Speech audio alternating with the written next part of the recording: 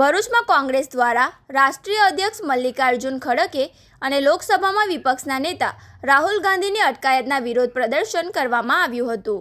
શહેરના પાંચબત્તી વિસ્તારમાં કોંગ્રેસના આગેવાનો અને કાર્યકરોએ પ્લેકાર્ડ સાથે વિરોધ નોંધાવ્યો હતો. આ વિરોધ પ્રદર્શન જિલ્લા કોંગ્રેસ પ્રમુખ રાજેન્દ્રસિંહ રાણા અને શહેર કોંગ્રેસ પ્રમુખ સલીમ અમદાવાદીની ઉપસ્થિતિમાં યોજાયું હતું. કાર્યકરોએ વિવિધ સૂત્રોચ્ચાર કરીને કેન્દ્ર સરકાર સામે આક્રોશ વ્યક્ત કર્યો હતો. તેમણે વડાપ્રધાન નરેન્દ્ર મોદી, કેન્દ્રીય ગૃહમંત્રી અમિત શાહ અને શિક્ષણ મંત્રી ધર્મેન્દ્ર પ્રધાનના રાજીનામાની પણ માંગ કરી હતી. દરમિયાન કોંગ્રેસના આગેવાનો અને કાર્યકરોએ પાંચબત્તીથી રેલવે સ્ટેશન સ્થિત બાબા આંબેડકર સાહેબની પ્રતિમા સુધી કૂચ કરવાનો પ્રયાસ કર્યો હતો. જોકે પોલીસે તેમની કૂચ અટકાવી દીધી હતી. વિરોધના પગલે ભરૂચ એ ડિવિઝન પોલીસનો કાફલો સ્થળ પર તૈનાત કરવામાં આવ્યો હતો. પીઆઈ અને પીએસઆઈ સહિતના પોલીસ કર્મચારીઓની હાજરીમાં પોલીસે કોંગ્રેસના આગેવાનો અને કાર્યકરોની અટકાયત કરી હતી.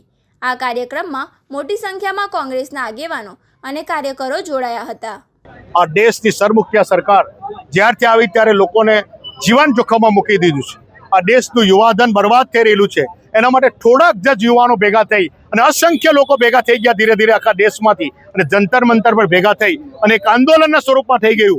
ત્યારે એને કુચલવા માટે આ તાનાશાહની સરકારે ગુજરાતીઓ બે દ્વારા, હું ગુજરાતનો છું, ગર્વ હોય પણ ગુજરાતથી મારું માથું ઝૂકી જાય છે તો ગુજરાતી છું, કારણ કે બે ગુજરાતીઓ દ્વારા જે આ દેશનું યુવા, આ દેશનું ભવિષ્યને આ બેન દીકરીઓને જે રીતે દબાવવામાં આવી, જે રીતે સોશિયલ મીડિયા પર ફોટા અને વિડીયો વાયરલ થયેલા છે, ગમે તેમ રીતે લાઠીચાર્જને કરવામાં આવ્યું, એના વિરોધમાં અમારા ઓપોઝિશન લીડર રાહુલજી અને ખડગેજીએ એની ચર્ચા કરવા માટે સંસદમાં માંગણી કરી તો એક લફ્ઝ પણ ચર્ચા ના કરી શાસક પક્ષે. તો એમના દ્વાર પર ગયા પ્રધાનમંત્રીના અને ત્યાં પણ એવો બહાર ના આવ્યા ચર્ચા કરવા માટે.